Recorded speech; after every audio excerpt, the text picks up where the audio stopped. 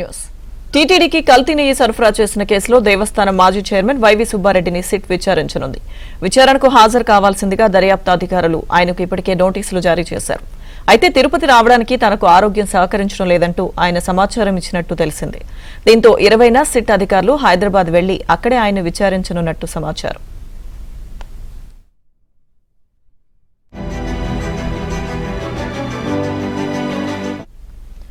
కల్తీ నెయ్యి కేసులో దర్యాప్తు మొదలయ్యాక గత ప్రభుత్వంలోని కీలక వ్యక్తులను ఇప్పటి వరకు విచారించలేదు.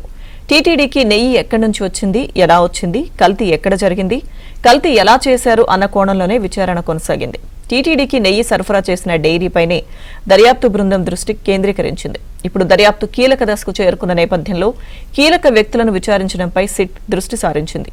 నెయ్యి సరఫరాకు సంబంధించి ఎలాంటి నిర్ణయాలు తీసుకున్నారు, ఎవరు తీసుకున్నారు, వాటిని అమలు చేసిన అధికారులు ఎవరు అన్న అంశాలపై ఫోకస్ పెట్టింది.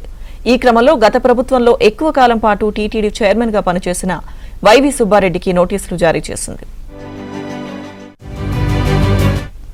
వాస్తవానికి కల్తీ నెయ్యి కేసులో 6 నెలలకు పైగా సిట్ ఆయనపై దృష్టి పెట్టింది.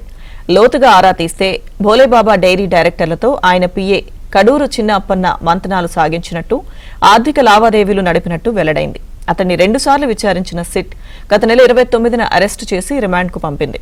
20న సిట్ సుబ్బారెడ్డిని ప్రశ్నించే అవకాశం ఉండడంతో దర్యాప్తు కీలక మలుపు తిరిగే అవకాశాలు కనిపిస్తున్నాయి.